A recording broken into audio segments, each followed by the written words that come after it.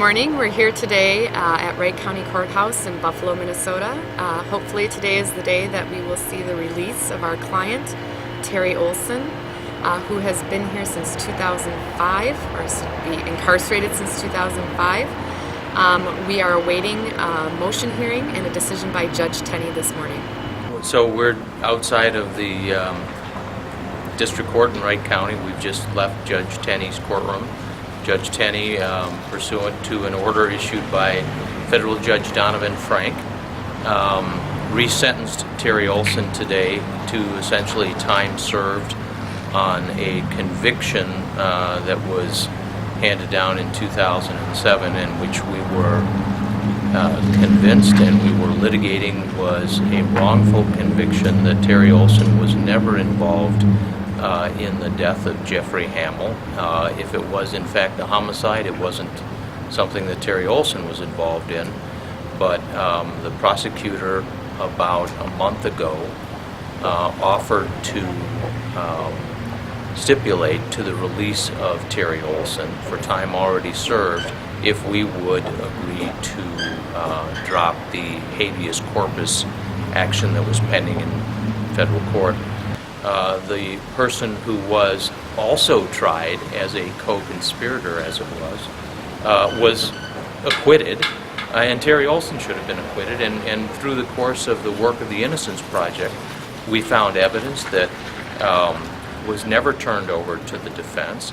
We found evidence that the sheriff of Wright County had reason to know that the conviction was not proper.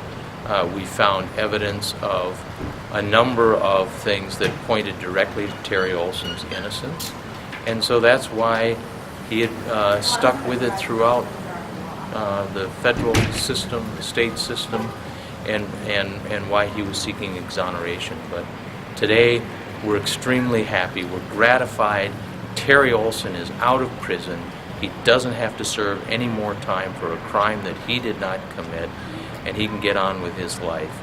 And whether or not there's a formal piece of paper saying that he's innocent, he's an innocent man, and we've corrected an injustice.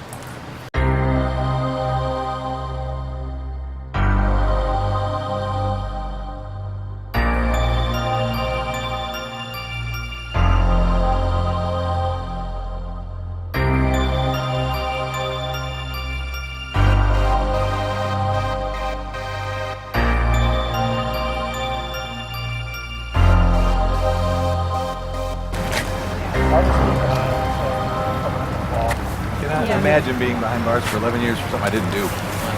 That is just unbelievable. Unbelievable. What do you think?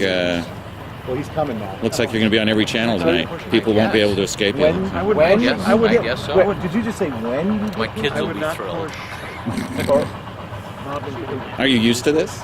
No. You like how I am? Not at all. Is this a pretty high-profile case for you? It is, but it's, More personal. more personal, exactly. So what kind of car did you get, Terry? He's, unfortunately, I'm going to give him my 2005 Volvo S80. Ooh. It's a piece of crap, trust me. Oh. But he knows that, but it's got four wheels, and right now it's got a transmission, so. Yeah. And a laptop, too? Yeah, I got to get him. I think my firm is looking at whether or not we have used laptops that they're going to recondition. And, we look forward to talking to him. yeah, I'm sure he'll have, over the years, he'll have plenty to say. Today, I don't know.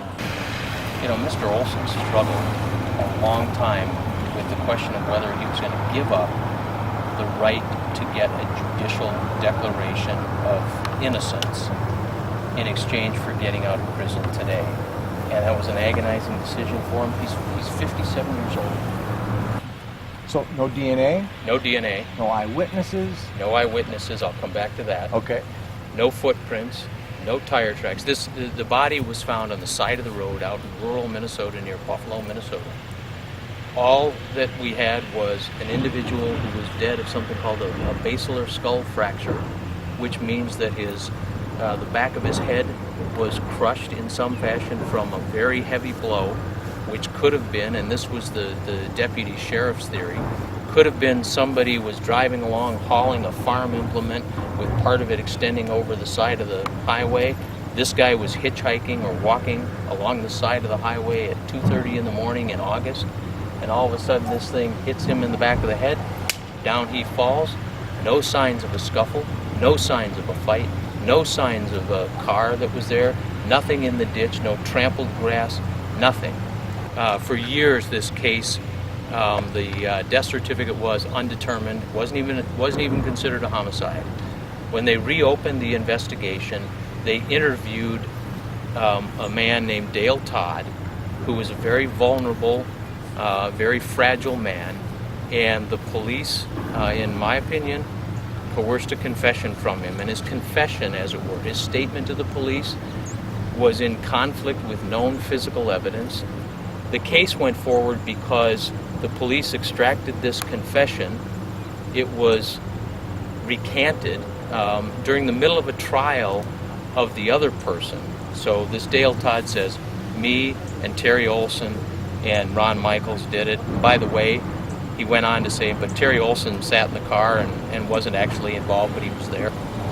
That case goes to trial against Ron Michaels, and in the middle of the examination by the prosecutor, he says, I can't do this, it's a lie, we weren't there, we had nothing to do with it. Ron Michaels is acquitted. 7 months later, and Dale Todd, his reward for that recantation was they pulled the plea deal. He went to prison on a 3.5-year sentence. In the middle of that, 7 months after the Ron Michaels acquittal, they pull him out. They meet with him before he's supposed to testify, and he testifies at trial against Terry Olson on pilot. Yes, no, yes, we did it, yes. Terry Olson was convicted. And then within days, literally, of that conviction, Dale Todd sent a letter to the judge who presided over the trial and said, we weren't there, I lied. I lied because I didn't want to get in trouble for something we didn't do.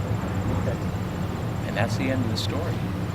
And literally, years later, Terry Olson is still in prison. There was no hearing on that Dale Todd letter. There was other evidence we uncovered that shows his innocence, in our opinion. Dr. Amatuzio, who was the medical examiner, was persuaded to change the death certificate of Jeffrey Hamill from undetermined to homicide because the police who had gotten the confession from Dale Todd told her they had an eyewitness to the crime. Well, if you have an eyewitness, then I know it's a homicide, right? But Dr. Amatuzio was never told that that eyewitness had severe mental health issues, had recanted the confession, that the confession was inconsistent with actual physical evidence. So it's any number of things that have to go wrong for these kinds of wrongful convictions to occur. And today we're just ecstatic that we could finally bring this ordeal to an end for Terry. We don't have the slip of paper that says, Terry, you're innocent, but he knows he's innocent, and now he's out of prison, and whatever time he has left, whatever time with his family, with his mother, of his own, he gets today. There is plenty of ability on all members of the system to do better and to not lose their way. I'm getting the call, Terry's being released. Hello. As lawyers, that's, you spend all your life trying to do things that are just and achieve justice, and so, this is a little bittersweet for me. More for me than for Terry. I'd like that little piece of paper. But the fact is, he gets out, and, that's what we started out to accomplish, and that's what we've accomplished. So I'm thrilled, I'm happy. It's a great day for Terry. I don't know what emotions he'll be feeling.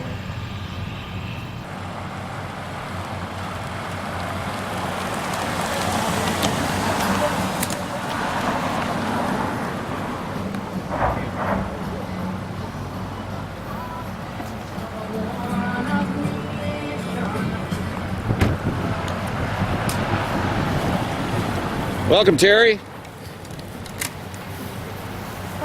What do you have to say?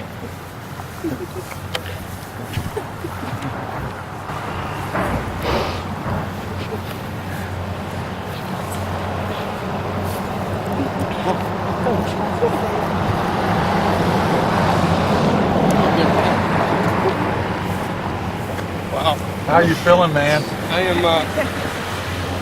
am super relieved. It's been a long time coming. And I want to acknowledge my friends from the Innocence Project of Minnesota and David Schultz from Massillon. Thank them for requiring my release. And now I just want to go see my mom. Thank you guys for coming. Always had hope. They gave me that hope. And you know, that's what brought me through this. Just short of 11 years now. Another 6. Right now, I just don't know. That's something that I'll have to sit over and reflect on in the next few days. Terry, there might be other people that are in jail that don't deserve to be there, just like you. Yes. What would you say to them? Hold on. Hold on. Keep your faith in the Lord. And hold on. You know, there's people working hard to make things like this happen. And my day came true. Thank God. Hey, as I told you, said, may God be with you. I said, I'll take it. I'll just be satisfied with Judge Denny. And you said the first stop was to go see your mom. She's in Osceola, is that right? Correct. And how old is she? I believe she's 78 years old now. Okay. I have seen her one time in the last 11 years, so I'm looking forward to this. She doesn't know that I'm coming, so hopefully she's not watching TV and this isn't live. Not live.